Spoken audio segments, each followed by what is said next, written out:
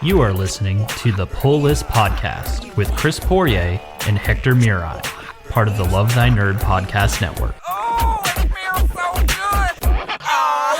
Better put the word out. Get ready for the nerd out. Better put specs. Hey everybody, you are listening to the Pull List Podcast, a part of the Love Thy Nerd podcast network. My name is Chris Poirer, and joining me today is my partner in crime, Hector Miray. Say hi, Hector. Hi, everyone. And we just want to bring you this first installment of the Pull List Podcast, where we are going to talk about comics, pop culture, and faith, and how all of those things interact. Just to give you a little idea of who we are, we want to give you folks an idea of where we come from and what we're about. So Hector, how about you give us a quick idea of who you are and why you're here? So I am a longtime comic book nerd and also advocate of faith and Christianity and all Jesus-y things.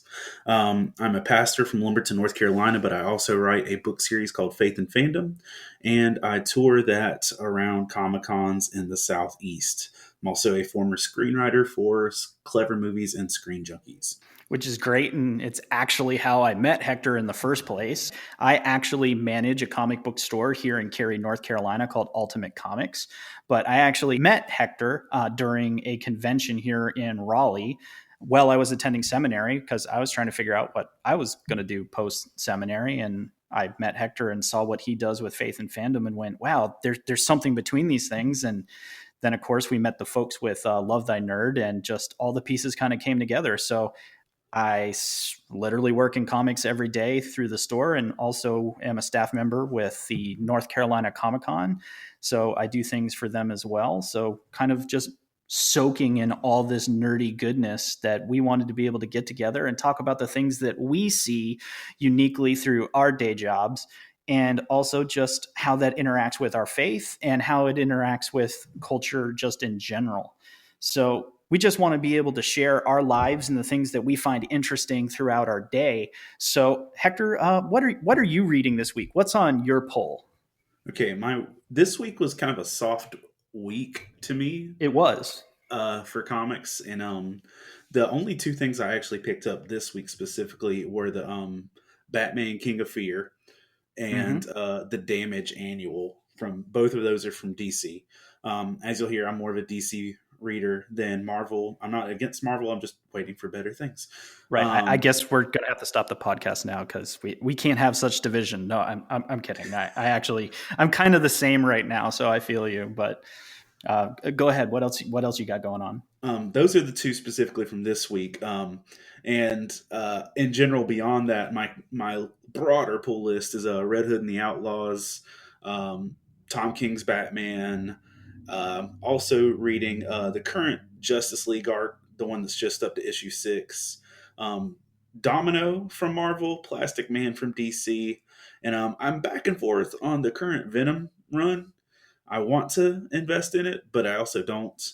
Red Hood and the Outlaws, My Hero Academia, Daredevil, and Unnatural are some of the ones that I'm currently reading, and The Walking Dead just never goes away. So that's kind of my broad list. No, that's fair. What would you say is your favorite read off from those right now? In general, Tom King's Batman is my steady favorite, and we're going to talk about that a little bit more today. But yes. Beyond that, I've really, really, really enjoyed Red Hood and the Outlaws. This current run, they're up to issue 25, and I can honestly say, like, the first, I'd say 18 out of those 25 were great, which is a pretty strong number for a 25 issue run of comics. And my just concern is, though, that they're about to take a hard turn about the direction of the book, the feel of the book. The best part of the book to me has been I feel like they finally got the formula right for a Jason Todd group. Before with Jason was previously in an Outlaws group that consisted of Red Arrow and not Artemis, but Starfire, former Teen Titans. And I always felt like it was the wrong mashup. I felt like it was the wrong team, and that Starfire was extremely poorly used as a character. But in this last 25 issues, the team dynamic has been a Bizarro Superman, a clone of Superman, Right. and Yeah. Artemis, a basically outcast Amazon. So I thought it was just really a nice effect that they made a mirror, a dark trilogy, a dark trinity of DC outcasts, a dark Superman, a dark Batman, and a dark Wonder Woman. And just watching their team dynamic has been outstanding, and it's kind of been heartwarming. And in the last couple issues, they've torn everything apart. And now Jason Todd is about to come back looking like a Mortal Kombat extra. And I'm I'm I trying to did learn. see those. Uh, Yeah, the cover art, he's got the scorpion mask, a red hood, obviously it's his name, but like sword placements on his back where he's carrying a katana and a crowbar, and I'm just like, okay, I'm going to read this. It's one of those deals that you have to be really bad for me to not read a Jason Todd comic book, because he's one of sure. my top 3 favorite fictional characters, and I think it wasn't until I think I've read everything Jason Todd except the Red Hood and the Arsenal run, when it was just those two, because I'm like, I can't deal with y'all.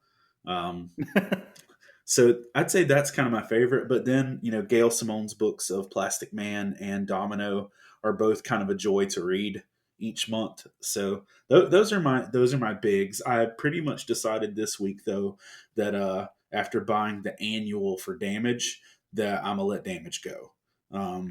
I've tried really hard. If you're unfamiliar, Damage is one of the new DC characters introduced over the last year. That is supposed to be like the new class of heroes, and he's basically a cross between Our Man and the Incredible Hulk.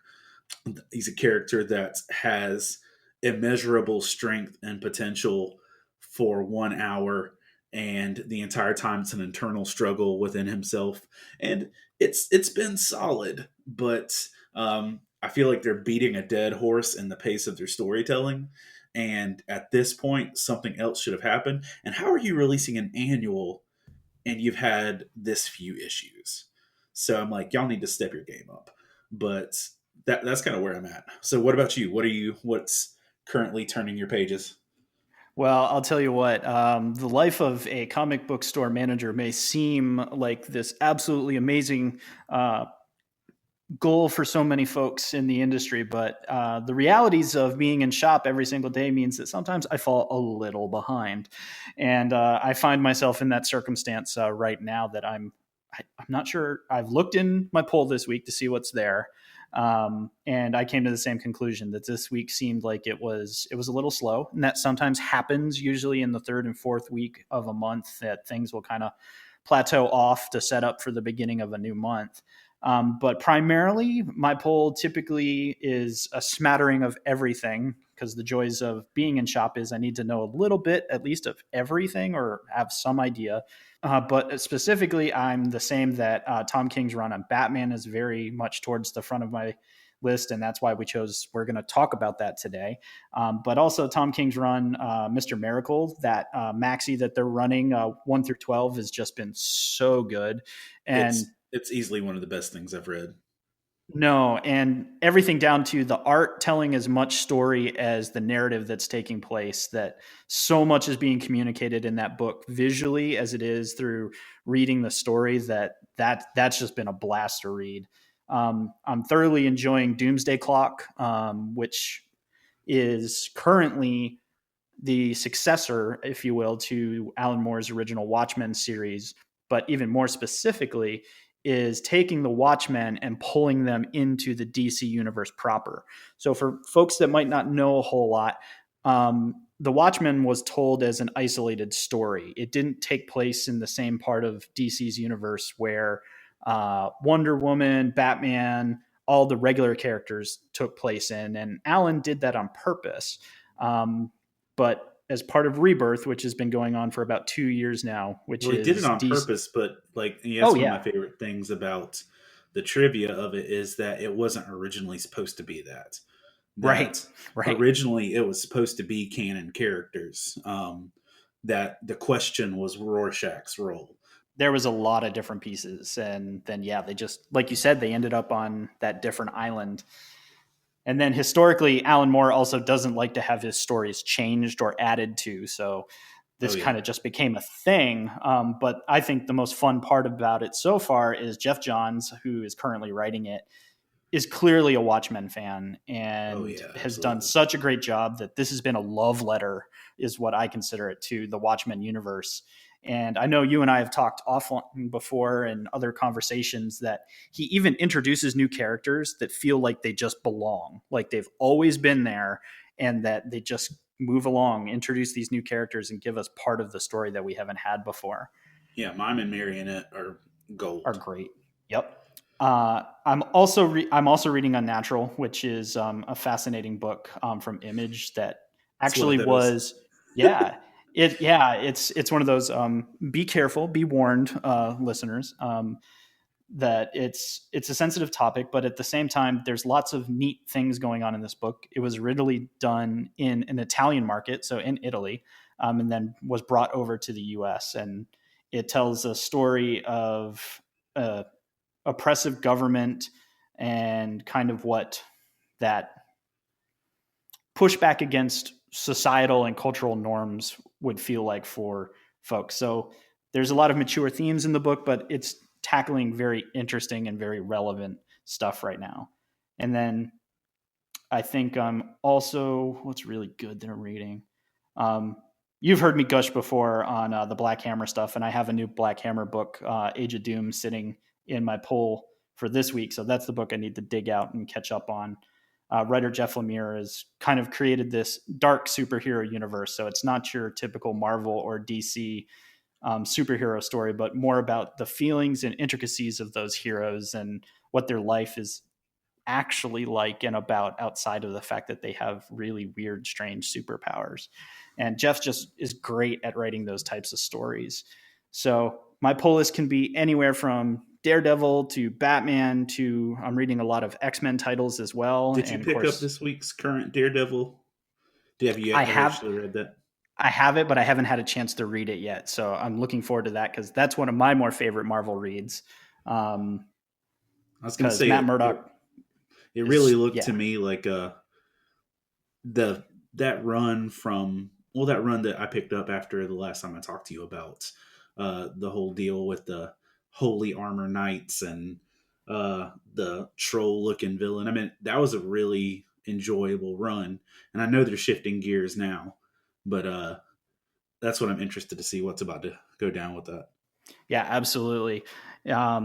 So that's kind of what I'm reading. I'm also trying to keep up to date with My Hero Academia, so that kind of becomes my other outside reading source as well, and been enjoying the show. That most recent book was, it felt really slow in the first sections of it, but there comes a point towards the end of it that it's like, just the last section of that book made it a really solid pickup of this most recent one. And that's one of the things I appreciate most about my kids reading a lot of what I read, is like, we're currently also watching My Hero Academia, and my kids are like, this isn't in the book.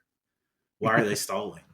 And I'm like, well, they're run out of comic books, and they've got to throw in some filler episodes here. So, yeah, and I was gonna say, it's a good part to talk about it just for a moment, is that they've actually even written an article recently that talks about the fact that they're starting to do episodes that are usually what most series would refer to as filler, but they believe that they're providing filler, but also at the same time still trying to progress the story and the characters individually. And I kind of see that, and I've been trying to separate the two mentally, which can be part of that fun challenge of reading something we really enjoy and then seeing it actualized in either a show, a movie, or something. But either way, it's been a really fun process just to kind of look at and see how they're similar teams. It's not unlike in the American market, where typically a comic book gets adapted and maybe the original creative team has some input. That in at least a lot of manga, what you see is the creative teams are usually actually pretty similar or the same.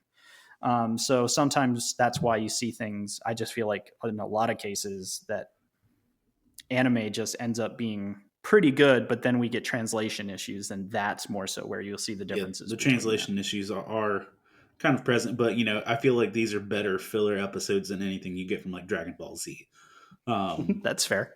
Like the filler episodes in Dragon Ball Z, you feel like you're literally being tortured, and then these episodes, like the one that was this past weekend's actually, it was a filler episode, but Yep. it was actually a pretty intriguing story, and I feel like that's one that would have actually been a lot harder to pull off on a page.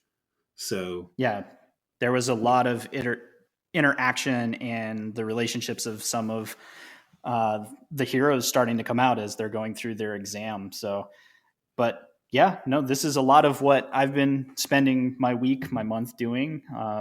Obviously, being in the store means that I try to pick up pieces as I go. But I think one of the best parts about what we share, Hector, is that we usually try to take a look at a lot of this stuff and apply the lens from our faith background, and from the reality that we both have jobs that we do on the weekend, or we never really, we say weekend, but we're always, ministry never stops, people. It's just one of those realities. So you may hear us refer to the weekend, but yeah, ministry is always something that's going on. That a lot of comics and these types of stories tell these stories of struggle, tell stories about humanity, and tell stories about our culture. And that's really what we want to focus on with this show. And to get us started, something recently happened within Tom King's run on Batman that entire story has just been kind of amazing, with lots of ups and downs. And one thing that makes Tom King an excellent writer is his focus on relationships, and even internal struggles of characters is something that he just excels at. Right. But we actually want to talk about this episode, Batman issue number 53 specifically. So much was going on. And Hector, how about you kind of set us up for what's been occurring, and then where 53 leaves us, so we can kind of get into it, because there's a lot to talk about here, and we want to try to be into the issues here, because we think, our culture is talking about it. It's not just comic book news, but you might have read Batman's an atheist. What? Right? No. So we're currently in a 3-issue arc called Cold Days that jumps off right after the not wedding of Batman and Catwoman, where they made their big advertisement of the wedding issue that didn't happen. And then we jump right into Bruce Wayne in jury duty. And in some of the discussions in the groups I'm involved in, there's been a lot of complaints that these are dragging out, but I'm like, be patient, people. There's a purpose in this. But in essence, Bruce Wayne, Batman, being distraught and heartbroken over the not wedding of his fiance, he goes off his deep end, which is, his MO. He gets heartbroken, he gets darker, and blah, blah, blah. But normally it takes someone else snapping him out of it, but he snaps out of it himself this time and deals with it. But he basically decides that Mr. Freeze is guilty of a crime and beats Mr. Freeze within an inch of his life, to the point that Mr. Freeze confesses to a crime Mr. Freeze did not commit, rather than Batman destroy him.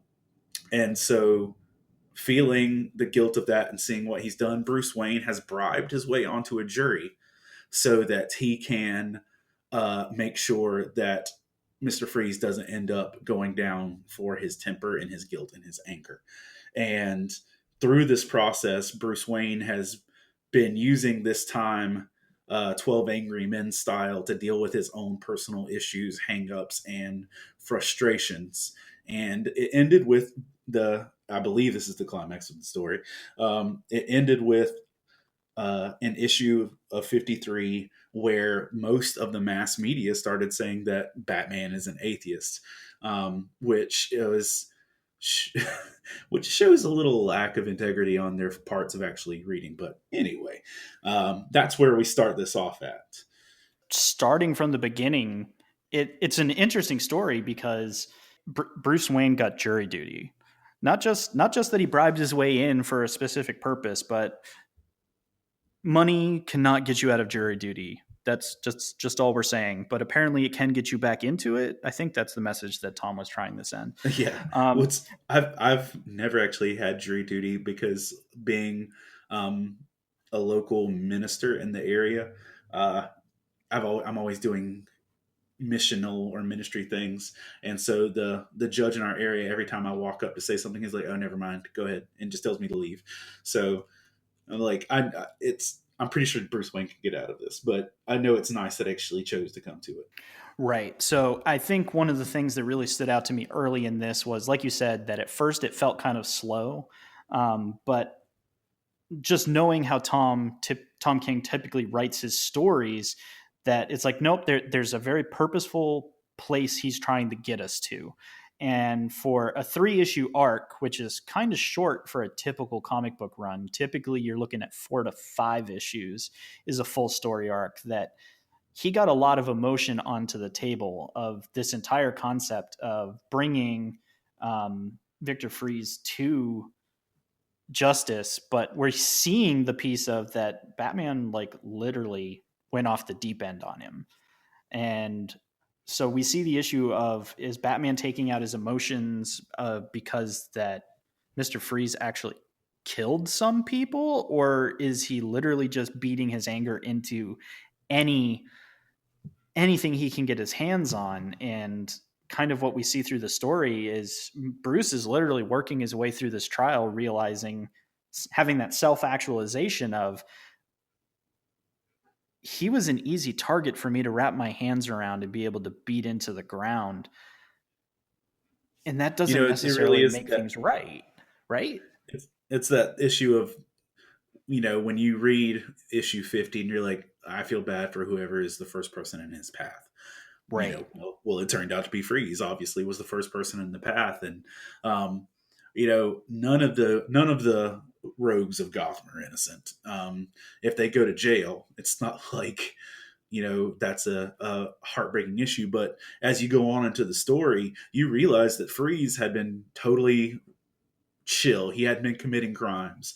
He was living up to his parole. All of these things, and that he only armored up and got into this fight because he heard Batman was coming for him. So, realistically, it was self-defense.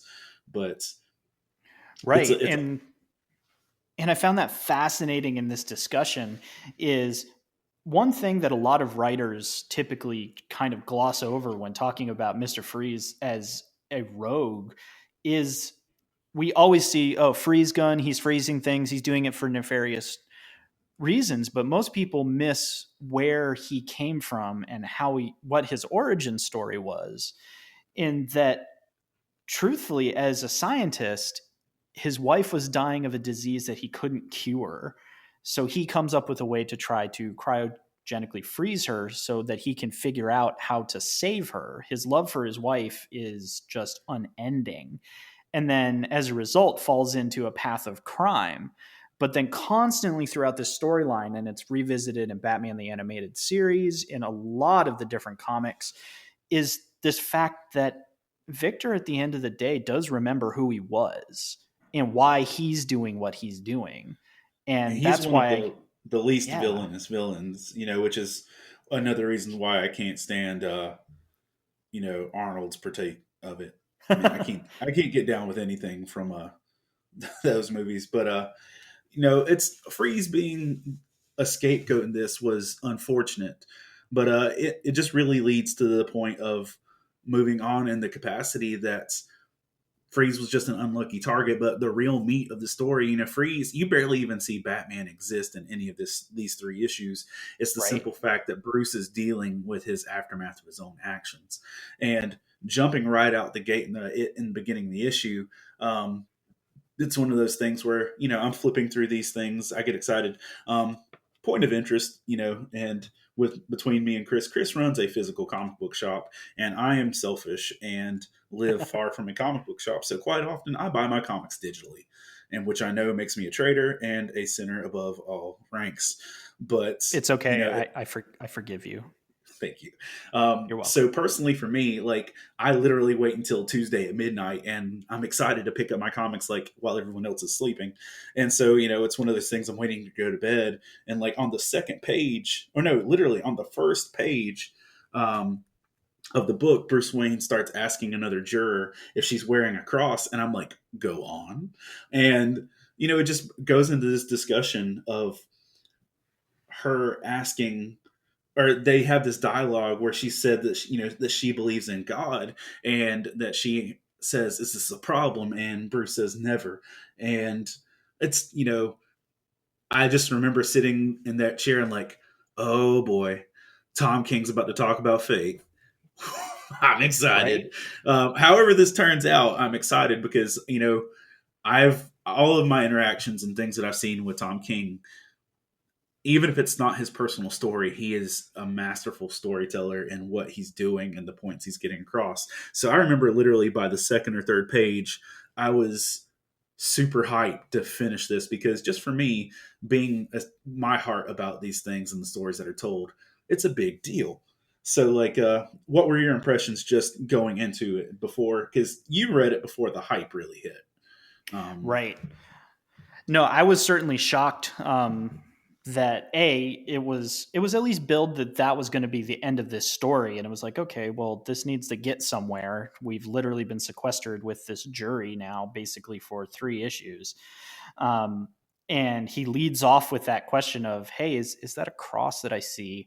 And the woman's like, "Why, yes. Do you take issue with that?" And he's like, "No, not really." And then Bruce goes down the story of telling basically his growing up that, yes, his parents were devoutly Catholic and that they attended church and Not he went Catholic. with them.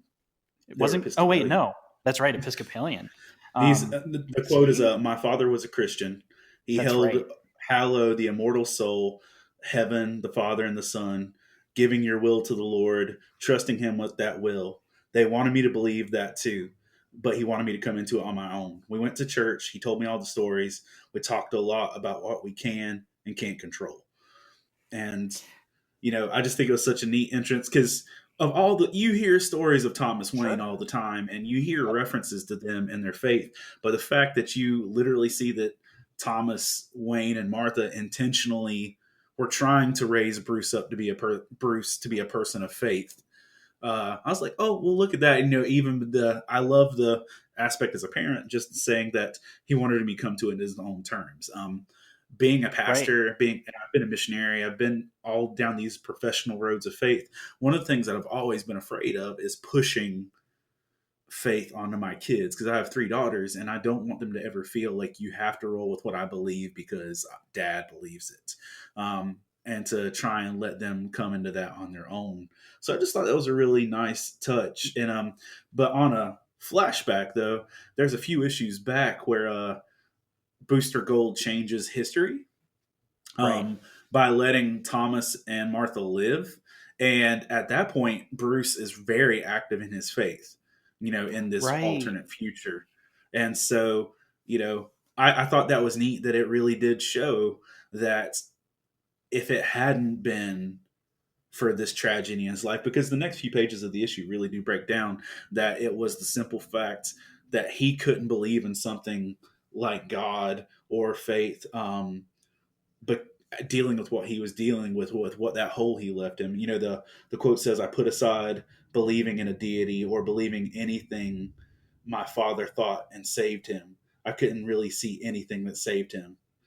And it was just that deal that he couldn't put his faith in the God that let his parents die.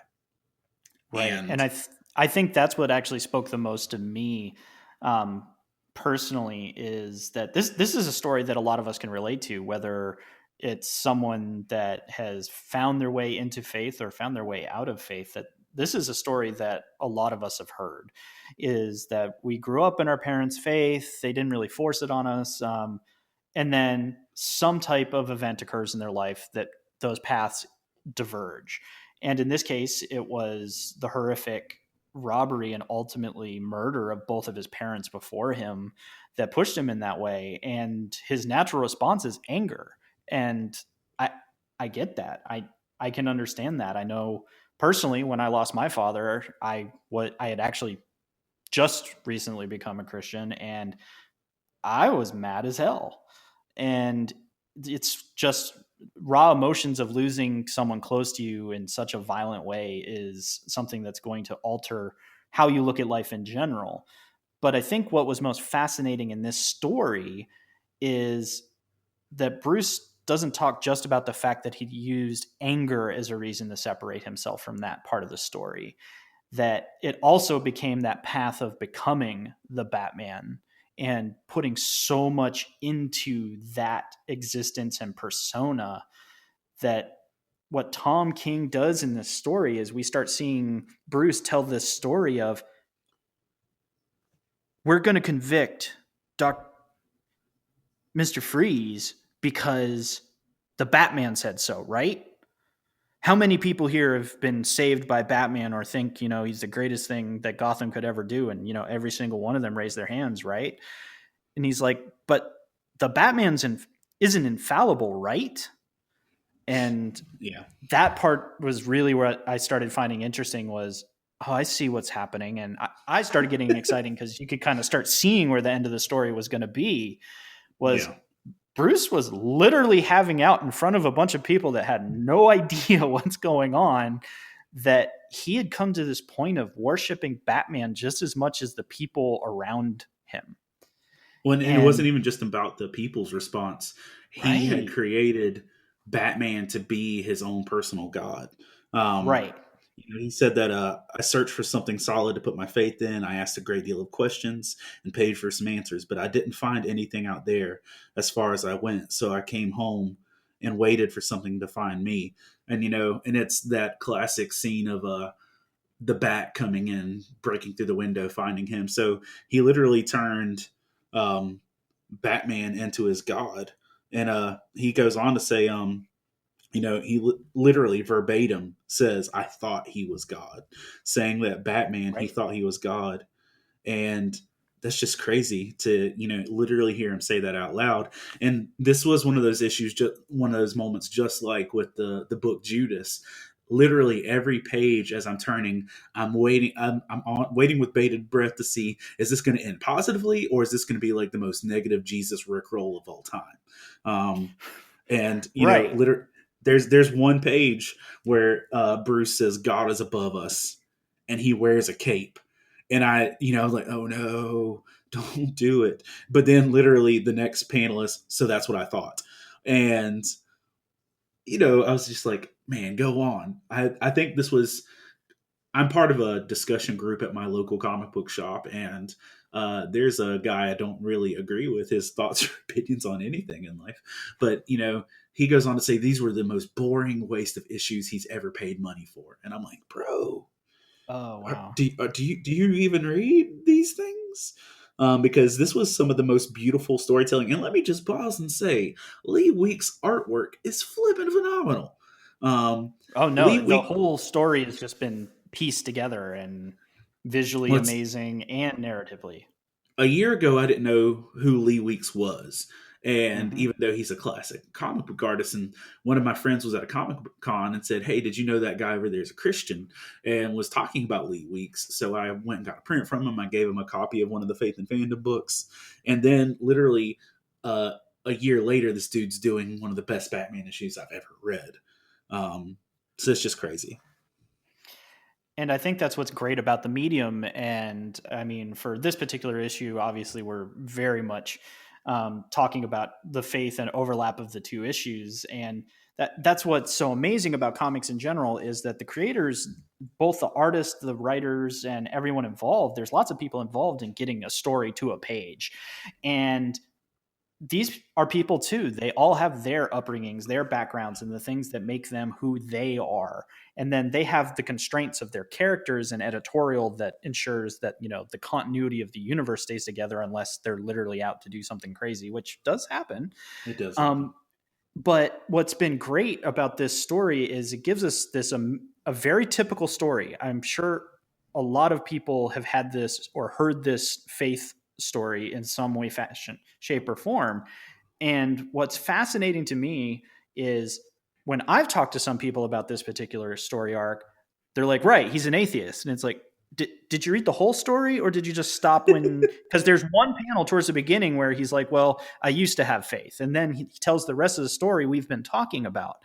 And people are like, right there, he said he was an atheist. And it's like, but then he very quickly steps back to explaining that what happened in the absence of that in his life was he filled that void with something, and that something was Batman.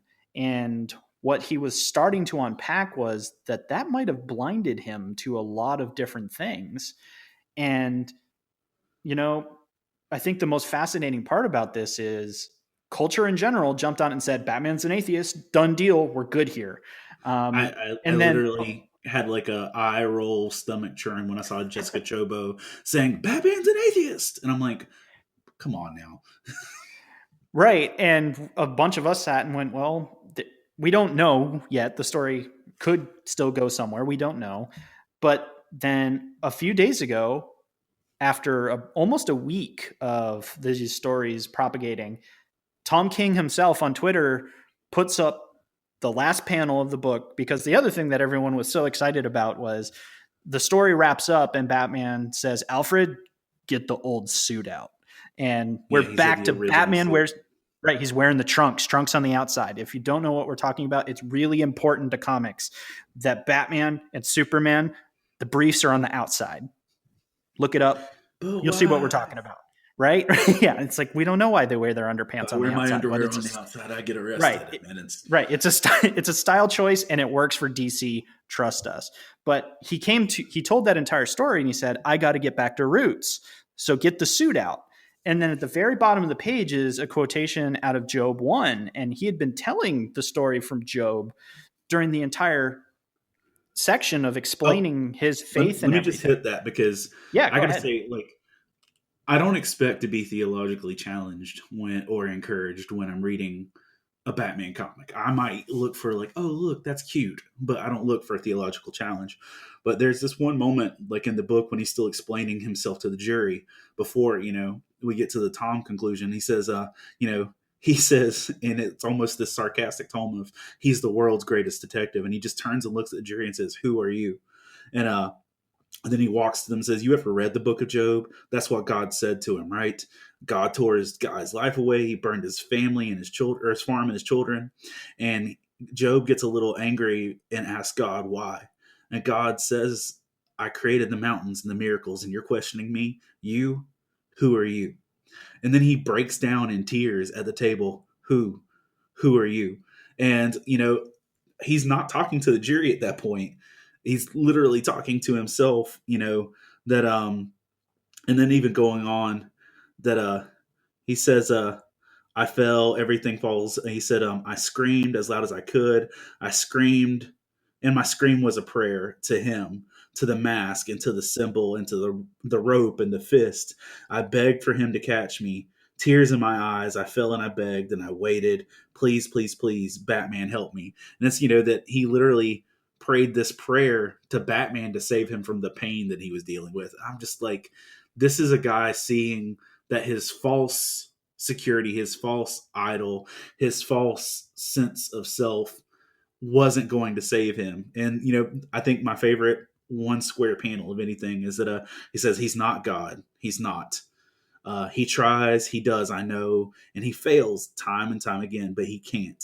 He does not. And this was my favorite thing. And then when I started hearing people talk about the atheist angle, and I'm like, did you read this? Because like he says this in present context. He says, he does not provide solace from pain. He cannot give you hope for the eternal. He cannot comfort you for the love you lost. And he's referring to Batman. And then he goes on to say, God blesses your soul with grace. Batman punches people in the face. And my only regret is I wish that didn't rhyme.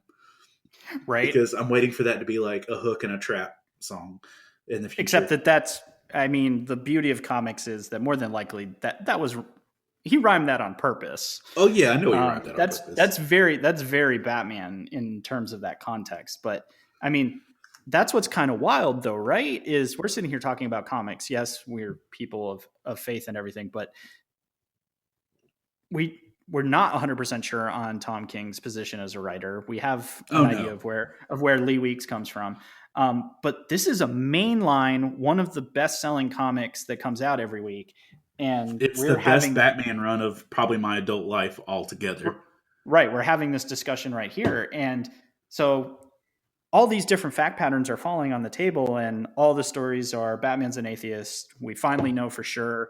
Um, and then Tom King, a week after the book comes out, literally just posts the picture from the end of that issue and says, I'm not saying, but I am saying I wrote it, and that's not how I read that. Yeah, he said But a lot of people yeah, saying Batman 53, which I wrote, shows Batman is an atheist. That's not how I read that comic, but I don't think my reading of it is the most important one. Anyway, I hope you read the whole thing for yourself and decide for yourself. right. And that was, I mean, that's when some of us got together and went, oh, we have to talk about this. Yeah. Because, yeah, with so much else going on in comics in general and so many wild things, there's very few issues where we actually overlap issues of trauma from early in someone's life, what their life looked like before and after a traumatic incident. And then for Bruce, he just went through another emotional, like, part of the reality of Batman is this entire concept of he's trying to fight for justice, but as a vigilante, simply because of that traumatic loss of that huge gap being ripped out of his life of losing his parents, that finally getting to the point literally decades later where he might fall in love with someone, actually trust someone again, and then that whole thing falls through. That it seems clear that Tom King was setting up this situation to be, the next difficult reality for Bruce Wayne. And then we literally see him working it out in public through the venue of this trial. That it's just such a wild piece of comics, but at the same time, it's also so comics. And I think that's what I love about this is that comic book writers and creators forever and ever have found all these really awesome ways to tell stories, or what seem like over the top stories. And technically all the pieces of this one really is over the top. But then Tom brings us all the way back into just this little room of 12 people, and we get almost Batman, Bruce Wayne's entire faith story almost in a full circle. And to me, that's been amazing. And it's great because it opens up all kinds of conversations. And just as Tom King said himself, it's like he basically was saying, let's have the conversation. He's like, I know that I wrote it and that I read it a particular way, but the beauty of comics is let's have the discussion. Let's talk about what you took away from this particular thing. And if anything, I think that's like great. one of the most powerful parts is like you can read this, and I get it. Like I think some people just jumped on the atheist thing because it was convenient and it was sensationalist and people were getting that out there. I think it was obviously the atheist thing was a big push for selling, clicks. But beyond that, I understand how someone could read this and take it both ways. But I know, it's one of those things that I think you mentioned in just talking to me that, the Christians that read this felt venerated, the atheists that read this felt venerated, that they had actually come across something that kind of just spoke to them, and to me though, like coming across to the last issue or to the last page of a mainstream Batman comic and the end of the issue being a full panel of quoted scripture that literally ends in blessed be the name of the Lord. I'm like, you can't do anything better than me. That's, as a nerdy Christian, that's about as good as it gets. And, I've had a lot of friends that have picked up this issue just because of the commentary on it. And so I think that is a great thing. People picked up the wedding issue because, and I don't want to knock anyone for picking up the wedding issue because I know especially your store had a big factor in that. But people pick up the wedding issue because it's sensationalist, because it's a moment in time. It's, I think people have done the climax issues ever since Superman died. To me, in my memory, when you think a big life change is happening, you pick that up. Well, I personally ran out to buy the engagement issue for that reason. Like I was in Tennessee speaking at a kids camp, and rather than picking up on my Kindle, I'm like, oh no, Batman's getting engaged. I better go buy this. Well, I know there are a lot of people that picked it up, but there are people picking up this issue not because it's a sensationalist moment in the history, but there are people picking this up because there's an honest discussion and breakdown of faith coming from literally one of the most iconic characters in all of pop culture. And that's powerful. So here's the deal. I don't need Batman to believe in Jesus. I don't need that. It doesn't change me loving Batman. I don't think it necessarily, if you had Batman being an avid Christian or something, I'd be like, that might be a stretch.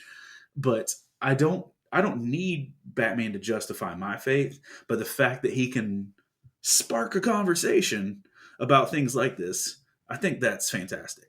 No, and I think that's exactly why we wanted to talk about it here today. And I think that's a great segue point to also just give people a rundown of what we're looking to do when we get together to be able to provide this hopefully wonderful podcast to the folks at Love Thy Nerd, is to have that honest discussion. Is that, yes, we come from a faith background, but one of the things that we absolutely enjoy about our being nerdy and being comic book geeks is that comic books have just become, well, they have been this wonderful medium that provides artistic abilities from people that can draw well, art, color, and also people that write stories to come together as creative teams of people to be able to bring a product to market that isn't just sensationalist. There's plenty of those stories, but what's really been hitting well in the market for the last couple of years and kind of revitalizing comic books in general is these really deep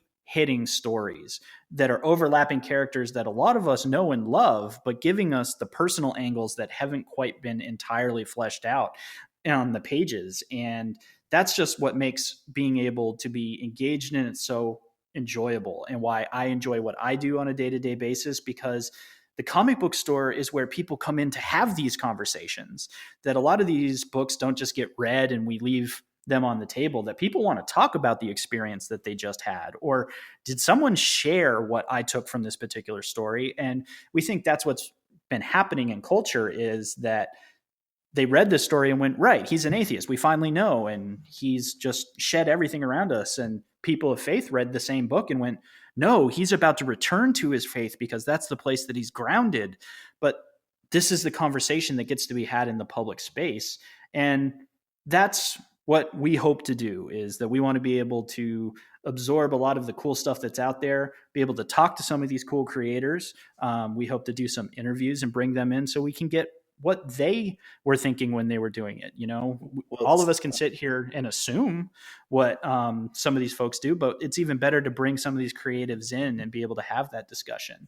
So that's kind of a quick hit of what you can look forward to on this particular podcast. But yeah, so what final thoughts do you have for us, Hector? Well, I really do. I think it's a great place to be able to have these discussions.